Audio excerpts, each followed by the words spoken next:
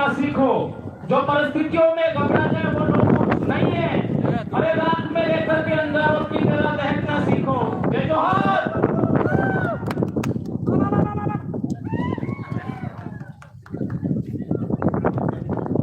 सभी साथियों को धन्यवाद। आज अनुसूचित क्षेत्र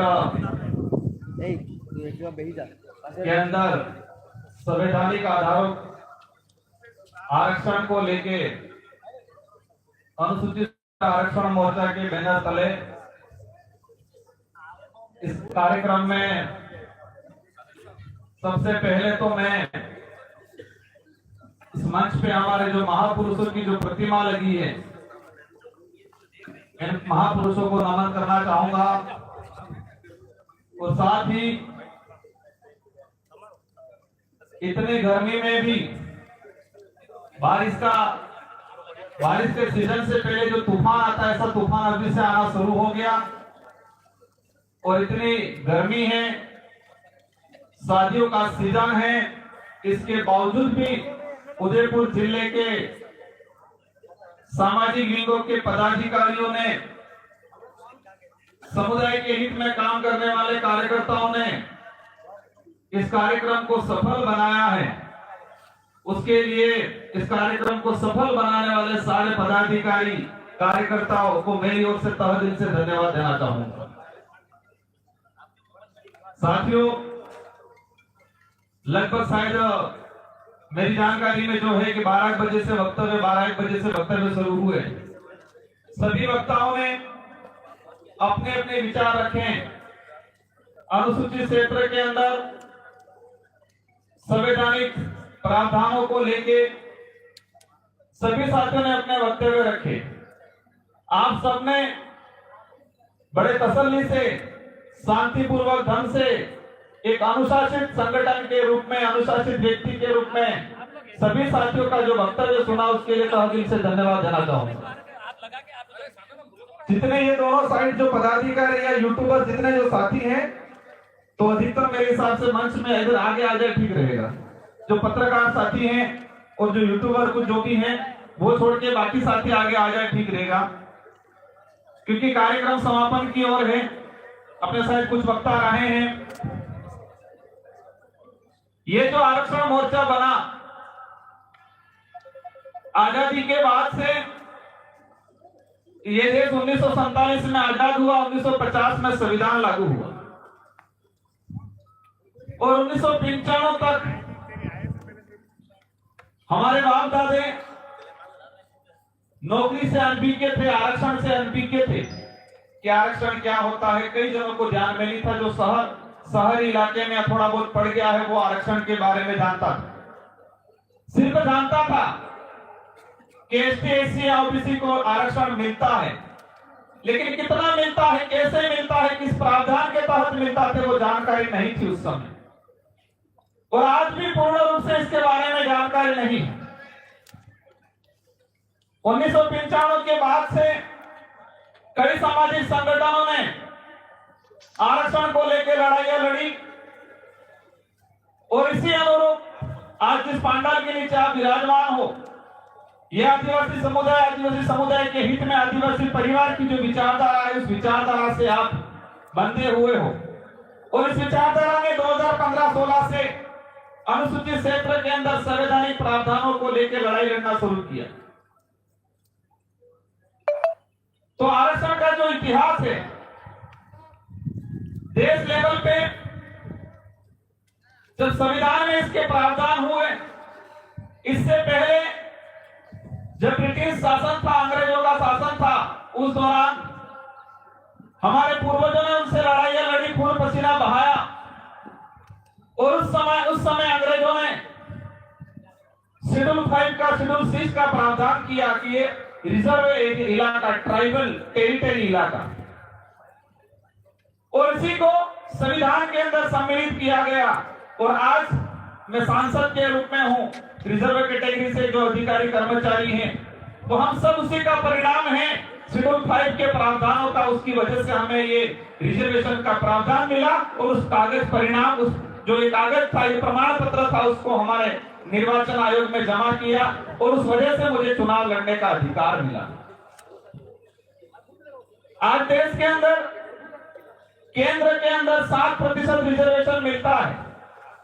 देश की जो जनसंख्या है, जनसंख्या के हिसाब से 7 से 8% एसटी है, तो 7 से 8% लमसम केंद्र में रिजर्वेशन मिल रहा है। केंद्र की सरकार की जो भर्तियां होती है देश लेवल, पहला स्टेप वो हो गया। सेकंड नंबर, राज्य स्तर की भर्तियों में राजस्थान के अंदर 13% आदिवासी समुदाय है 2011 की जनगणना के अनुसार। तो राज्य के अंदर 13% रिजर्वेशन मिलना चाहिए, लेकिन कई बार नहीं मिल पाता। तीसरे नंबर पे हमारा शेड्यूल एरिया, और शेड्यूल एरिया के अंदर 45% रिजर्वेशन का प्रावधान, मतलब 100 नौकरियां में निकलती हैं तो 100 में से 45 नौकरी शेड्यूल ट्राइब को मिलने का प्रावधान अनुसूचित क्षेत्रों में। तो आरक्षण के 3 स्टेप हो गए, केंद्र सरकार का राज्य स्तर पे 13% और शेड्यूल एरिया पे 45%। अब होता क्या है, सरकार आरक्षण देना नहीं चाहती, लेकिन आरक्षित वर्ग को आपस में लड़ाना जरूर चाहती है। और लड़ाया इसलिए जाता है राजनीति के लिए। चंडीवाला भाई 2 मिनट रुक जाना, 2 मिनट चंडीवाला 5 मिनट रुक जाओ।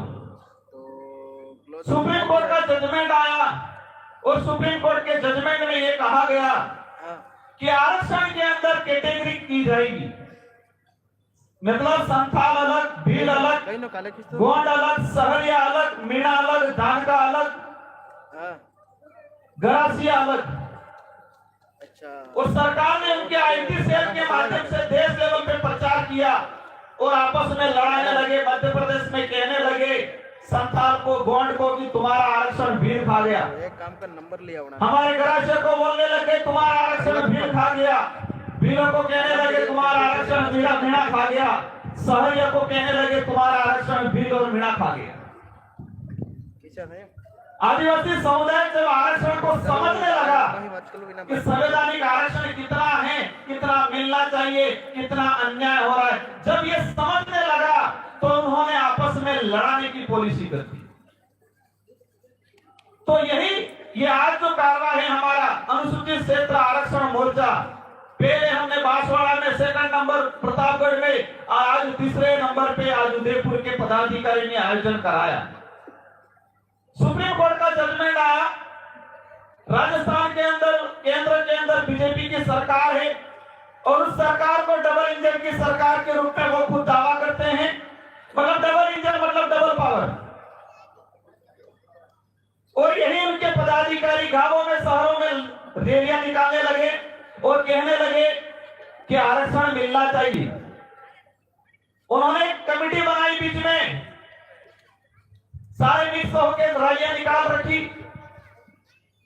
जिसकी डबल इंजन की सरकार है उनके ही पदाधिकारी यहां पर गुमराह करने लग गए थे। और हमारा कार्रवाई 2016 से चलता आ रहा है संवैधानिक अधिकारों की लड़ाई लड़ते हुए। तो हमारे समुदाय के सामाजिक संगठन के पदाधिकारियों ने मिलकर यह मंच बनाया और इस मंच बना के अनुसूचित क्षेत्र की वास्तविक हक अधिकार की लड़ाई को जनता तक पहुंचाना। और जो डबल इंजन की सरकार के जो नुमाइंदे जो नीचे लेवल पे घूमने वाले जो जनता को गुमराह कर रहे थे, आपस में लड़ाने का जो काम कर रहे थे, इन लोगों को मुंह बंद करने का काम किया इस मंच ने। तो मैंने कोशिश किया कि ये लड़ाई क्यों लड़ी जा रही है, आज हम एकत्रित क्यों हैं। अब हमारी लड़ाई किसी समुदाय से नहीं है, न जैन से है, न ब्राह्मण से है, न राजपूत से है, न मीणा से है, न सहरिया से है, न संथाल से है। हमारी लड़ाई किसी धर्म से भी नहीं है। हमारी लड़ाई कांग्रेस बीजेपी वाला थे कि हम पार्लियानी लड़ाई नहीं है हमारी। अब आप विचार कर रहे होंगे हमारी लड़ाई क्या है। हमारी लड़ाई संविधान के अंदर जो संवैधानिक प्रावधान है उसको धरातल पे लागू क्यों नहीं किया जा रहा है, वो लड़ाई है। अब लड़ाई है किससे? लड़ाई ये है संवैधानिक अधिकारों को लागू करना, ये लड़ाई है। और लड़ाई है किससे? जो इस काम में रोड़ा बन के खड़ा है उससे है। तो रोड़ा बन के कौन खड़ा है? वर्तमान सरकार। वर्तमान सरकार किसकी है? कांग्रेस, बीजेपी की, और इससे पहले कांग्रेस की। हमारे खेत की लड़ाई नहीं है। जब बात आती है क्षेत्र के अंदर समुदाय की, इस क्षेत्र में सभी समुदाय के लोग रहते हैं। जब दो एक बाप के दो भाई हैं, एक बाप के दो बेटे हैं, अगर एक बाप की जो 5 बीघा जमीन है, अधिकार और सच्चाई ये मतलब इसका फर्ज ये बनता है कि 2.5 बीघा दोनों को बराबर बांटा जाए। ये न्याय है। और बाप या एक बड़ा बेटा चालाकी से 4 बीघा ले ले और एक बेटे को 1 बीघा दे दे। अब छोटे बेटे के हक बनता है कि नहीं बनता है अन्याय के खिलाफ लड़ाई लड़ने का? वो सका भाई है, लेकिन फिर भी उसका फर्ज है, उसका हक बनता है, उसका अधिकार है कि अन्याय के खिलाफ आवाज उठाना। वही चीज अनुसूचित क्षेत्र के अंदर हो रहा है।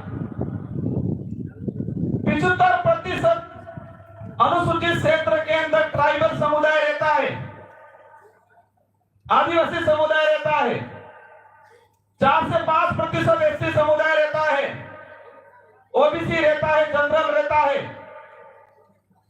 तो प्रतिनिधित्व जिसकी जितनी जनसंख्या है इतना उसका प्रतिनिधित्व होना चाहिए। ये लड़ाई है हमारी। अब इस लड़ाई में अगर कोई दूसरे समुदाय वाला, कोई धर्म वाला, कोई पार्टी वाला बीच में आके खड़ा रहता है, हमारा विरोध करता है, इसका मतलब यह तय होता है कि वो शोषणकारी नीति वाला आदमी है, वो अन्याय करने वाला आदमी है और वह हमारा दुश्मन है। इस बात को समझना पड़ेगा। अब मैं कुछ आंकड़ों पे आना चाहूंगा। यह आरक्षण मोर्चे की जो लड़ाई थी, काफी भर्तियां हैं। हम कहते हैं अन्याय हुआ, सरकार कर रही है। कुछ लोग कहते हैं अन्याय नहीं हुआ, सरकार नहीं कर रही है। तो हम आंकड़ों की बात करें, अनुसूचित क्षेत्र के अंदर आरएस अधीनस्थ सेवा की भर्तियां निकली। मैं 3 से 4 भर्तियों का उदाहरण बताना चाहूंगा।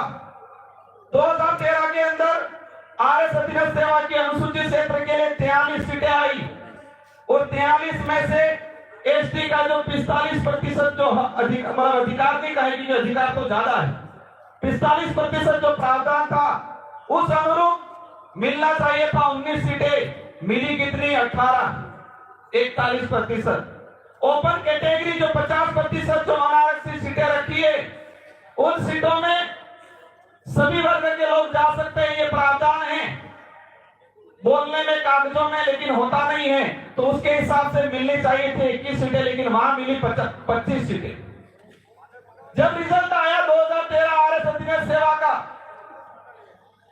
45 सीटों पर सीधे अनुसूचित क्षेत्र के सामान्य वर्ग से भरी गई और एसटी के कितने पद भरे?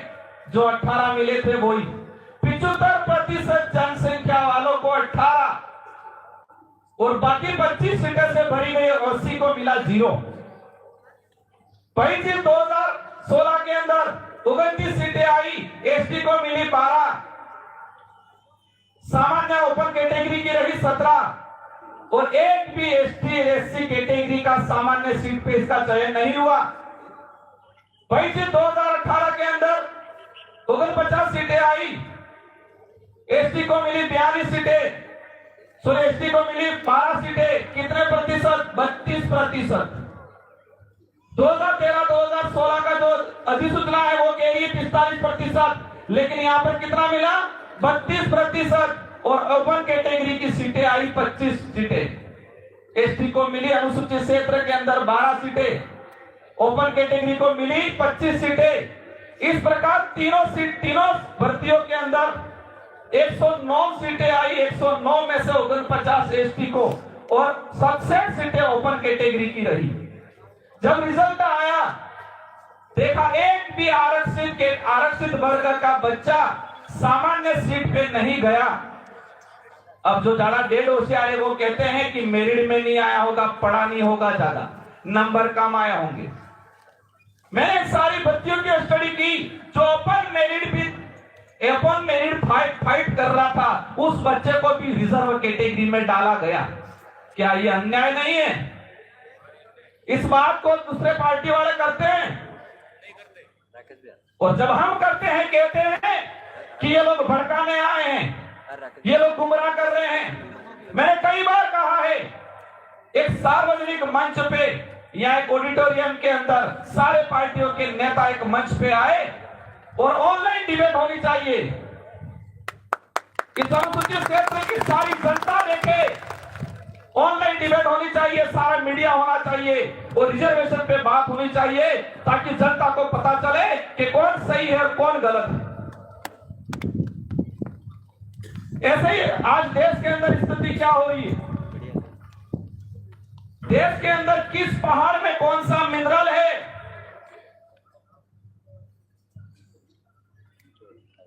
कहां सोना निकल रहा है, उसकी गणना हो रही है, उसकी खोज हो रही है। कहां चांदी है, उसकी गणना हो रही है, उसकी खोज हो रही है। अंग्रेज भी हर 10 साल के अंदर जनगणना कराते थे, अंग्रेज भी हर 10 साल के अंदर जनगणना कराते थे। लेकिन इस आजाद भारत के अंदर जो वर्तमान सरकारें कहती है अमृतकाल है, 2011 के बाद आज तक जनगणना नहीं हुई जातिगत जनगणना को लेके। अब जातिगत जनगणना नहीं होगी तो रिजर्वेशन का प्रावधान कैसे लागू होगा, सरकार की योजना कैसे बनेगी। लेकिन जातिगत जनगणना नहीं करानी। इस देश के अंदर अनेक धर्म रहते हैं, अनेक जातियां रहती है। जब राष्ट्र की बात आती है, इतिहास उठा के देख लो, सभी लोगों ने मिलकर लड़ाई लड़ी है और उसमें सबसे ज्यादा आगे आदिवासी समुदाय खड़ा रहा।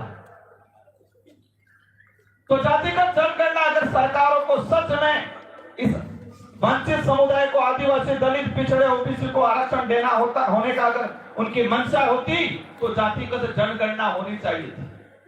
लेकिन नहीं, धर्म की चटनी चटाने का काम करते हैं।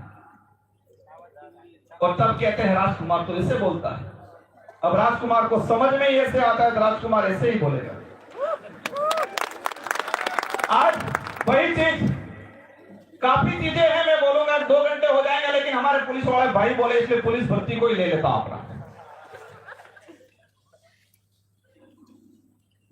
मैंने शुरुआत में कहा था, एक बाप के 2 बेटे हैं, अगर छोटे बेटे के साथ अन्याय होता है तो छोटे बेटे का हक बनता है उस अन्याय के खिलाफ लड़ाई लड़े। इसका मतलब ये नहीं है उस भाई का विरोधी है वो, ये नहीं है कि उस बाप का विरोधी है वो।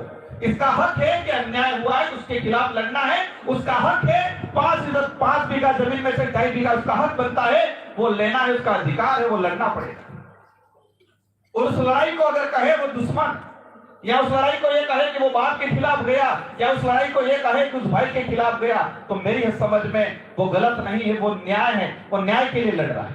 पुलिस विभाग के 2013 के अंदर अनुसूचित क्षेत्र में 929 पद आए, 45% के हिसाब से मिलने चाहिए थे 423 और मिले 414।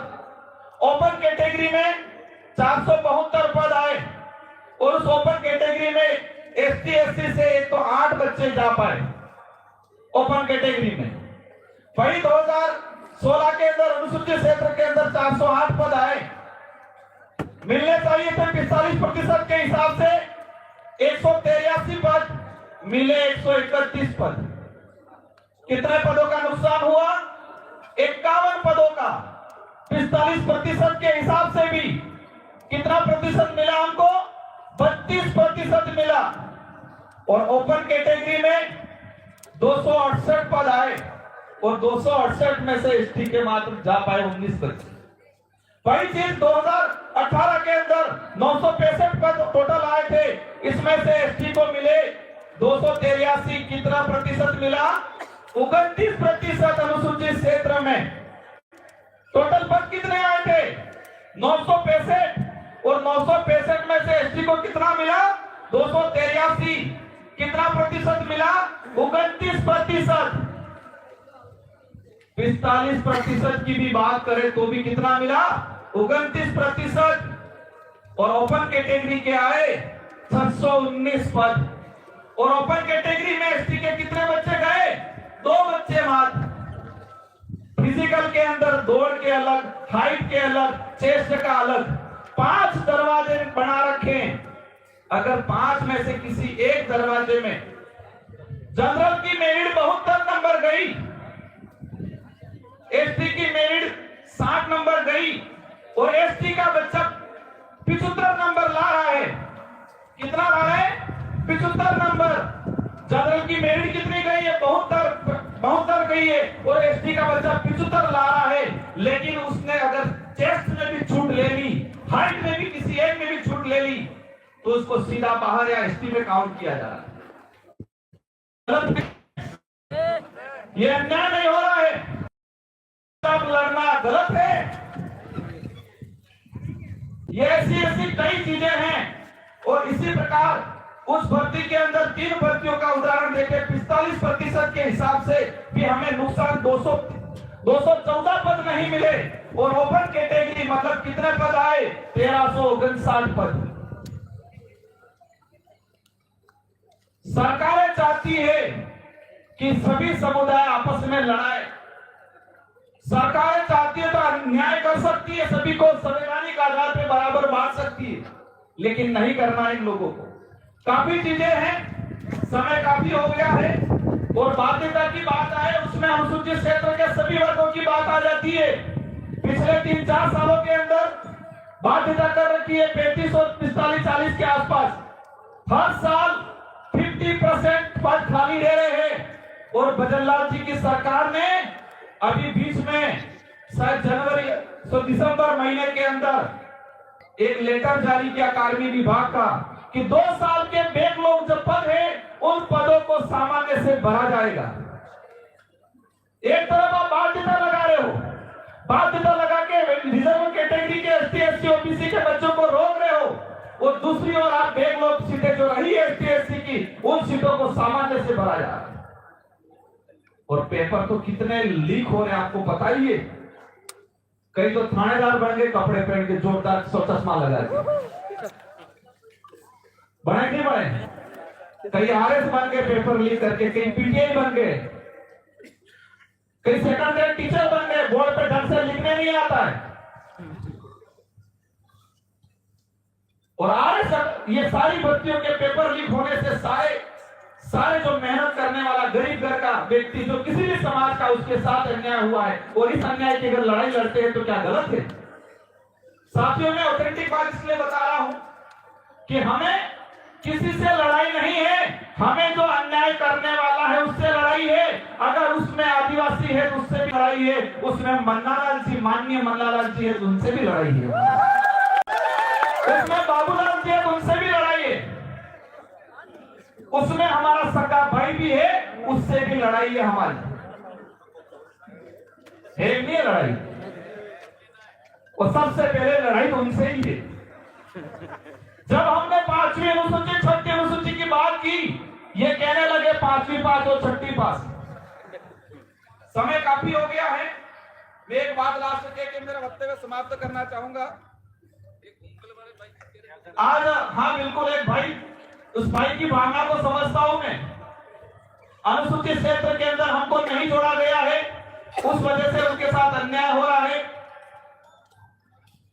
कहना कुछ बहुत कुछ था, लेकिन मैं यही कहना चाहूंगा, आप लिखित में मुझे दो, क्योंकि आज तक आपने मुझे लिखित में नहीं दिया। अनुसूचित क्षेत्र के अंदर 1981 के अंदर राजस्थान में अनुसूचित क्षेत्र के प्रावधान लागू हुए 1981 में। अप्रैल 2018 के अंदर अनुसूचित क्षेत्र का विस्तार हुआ, तो 5वीं अनुसूची का जो संवैधानिक प्रावधान है वो अप्रैल 2018 में विस्तार हुआ। इससे पहले 1981 के अंदर अनुसूचित क्षेत्र में, राजस्थान के अंदर अनुसूचित क्षेत्र के प्रावधान लागू हुए और उसी से ये बात याद आ गई। फिर मुझे वक्फ वाली जनता को गुमराह कर रहे, वक्फ की जमीन शेड्यूल 5, अब बोलने लगे शेड्यूल 5, कम से कम शेड्यूल 5 तो बोलने लगे ही। वो पहले बोलते थे ये हम 5वीं अनुसूची की बात करते हैं, 5वीं बात कहते, अब कहने लगे वक्फ की जमीन है, मैं शेड्यूल लेंगे, 5वीं अनुसूची में नहीं ले सकते। राजस्थान काश्तकारी अधिनियम 1955 की धारा 42 में स्पष्ट लिखा हुआ है कि अनुसूचित क्षेत्र के अंदर अनुसूचित क्षेत्र की जमीन, कृषि जमीन कोई भी गैर आदिवासी नहीं ले सकता है। इस पे बात क्यों नहीं कर रहे हो आप? 1981 के बाद अनुसूचित क्षेत्र में मैं दावे के साथ इस मंच से कहना चाहूंगा, 1 इंच भी आदिवासी की 80 आबादी जमीन वक्फ में नहीं गई होगी, क्योंकि कानून बना हुआ है, जनता को गुमराह कर रहे हैं। बाकी इनका इतिहास क्रांति पहले छोटा मोटा बता ही दिया।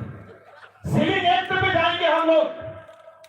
इंदिरा गांधी के समय सीलिंग एक्ट आया 1975 के आसपास। और सीलिंग एक्ट में उस राजाओं ने, क्योंकि आजादी से पहले इस जमीन का कारोबार किसके पास था? जमीन की लिखापढ़ी कागजी कार्रवाई कौन करता थे? राजा महाराजा करते थे। जमीन के मालिक वो हुआ करते थे।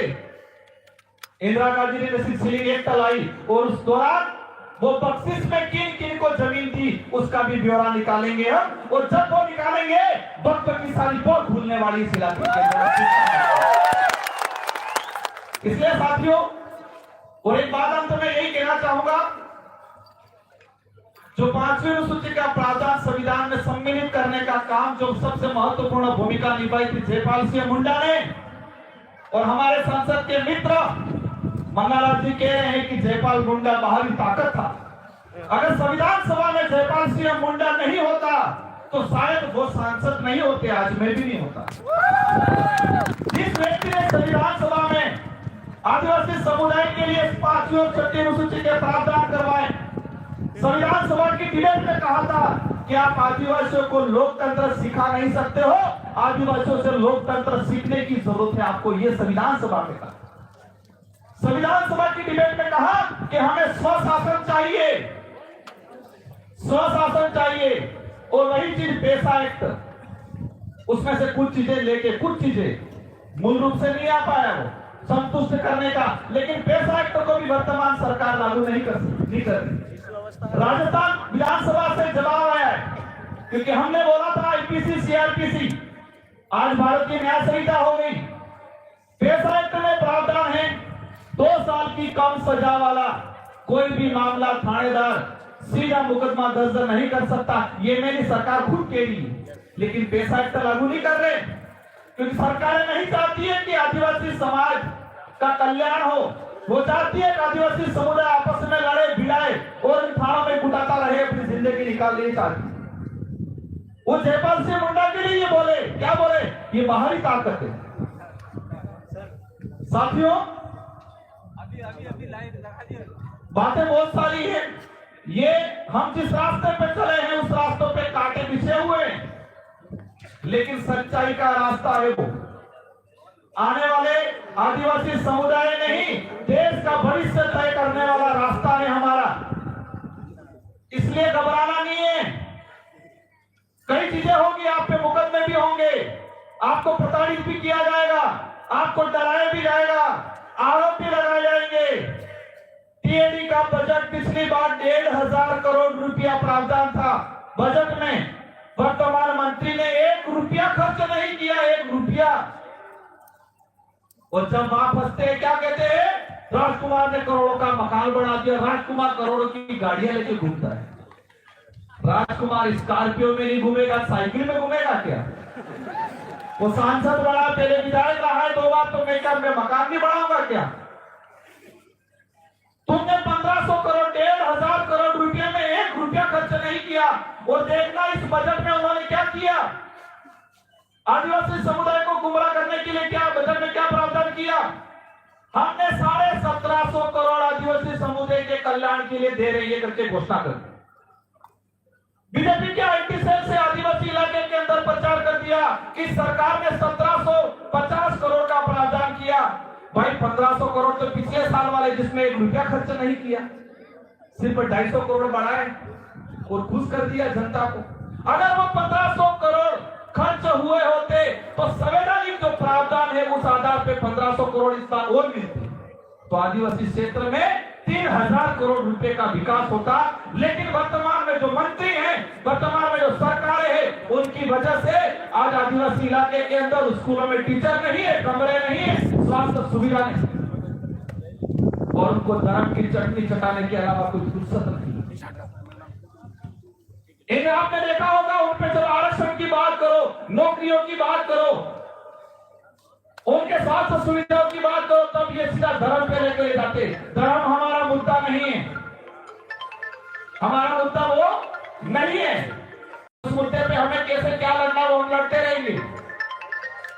कहा जाता है कि सच्चाई को कितना भी दबा दिया जाओ, सच्चाई को कितनी भी दबा दो, हजारों साल भी वो पोंगरो काढ़े के काढ़े। तो तुम पाठ्यक्रम में, और एक बात देखना, हमने एजुकेशन की ओर भागे, हम नौकरियों की ओर भागे, तो नौकरियों की ओर भागने लगे तो ये निजीकरण करने लगे। हम एजुकेशन की ओर भागने लगे, शिक्षा प्राप्त करने के लिए भागने लगे, तो ये आज एनसीईआरटी की किताबों में, राजस्थान माध्यमिक शिक्षा के पाठ्यक्रमों में पिछले 10 सालों के अंदर जो तार्किक चीजें थी, जो ऐतिहासिक चीजें थी, इन पाठ्यक्रमों से हटाने का काम किया है। मेरी बात को समझे हो गया? हमने शिक्षा की ओर अग्रसर करने का काम किया बच्चों को, तो पाठ्यक्रमों से वास्तविक इतिहास को हटाने का काम किया। पिछले 10 सालों के अंदर राजस्थान पाठ्यक्रम, एनसीईआरटी के पाठ्यक्रम में से कई चीजें सरकार ने हटा दी जो वास्तविक थी। नौकरियों की ओर भागने लगे, निजीकरण करने लग गए ये लोग।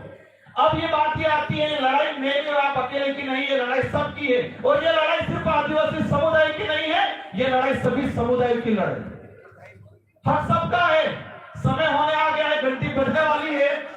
अभी सभी साथियों से अनुरोध, शायद कुछ वक्ता हमको सुनना है, और इसके बाद शांतिपूर्वक तरीके से, अनुशासित तरीके से, महिला आगे रहेगी, बुजुर्ग पीछे रहेंगे, और नेता जितने भी है सभी आगे नहीं रहेंगे, सब बीच में अलग अलग रहेंगे।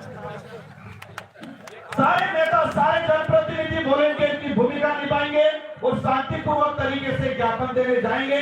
और ये लड़ाई शुरुआत हुई है, उस लड़ाई को अंजाम तक भी ले जाना है, और आने वाले समय में बड़ा आंदोलन करेंगे अनुसूचित क्षेत्र के अंदर। और ये सरकारें मुकदमों से, लाठियों से डराने का काम करती है, लेकिन उनको ये कहना है हमें इस मंच से, इतिहास उठा के देख लो, हमारे पूर्वज हल्दी घाटी में नहीं डिगे थे, गांधी घाटी से नहीं भागे थे, अंग्रेजों राजा रजवाड़ों से नहीं डरे थे, तो आपके इनसे मुकदमों से डरने वाले नहीं है, आपके सोचने आरोपों से डरने वाले नहीं है, आपकी सोचने धमकियों से डरने वाले नहीं है। आरक्षण की लड़ाई, संवैधानिक अधिकारों की लड़ाई अनुसूचित क्षेत्र के अंदर ये आरक्षण मोर्चा, आदिवासी परिवार लड़ता रहेगा, मजबूती से लड़ेगा, और एक दिन अंजाम तक पहुंचेगा। इन शब्दों के साथ आप सबको धन्यवाद, आभार, जय जोहार, जय वीर प्रदेश, जय संविधान। खूब खूब जोहार सांसद महोदय साहब। और इसी के साथ 5 मिनट के लिए, समय कम है इसीलिए 5 मिनट के लिए हमारे मांगीलाल जी नमा साहब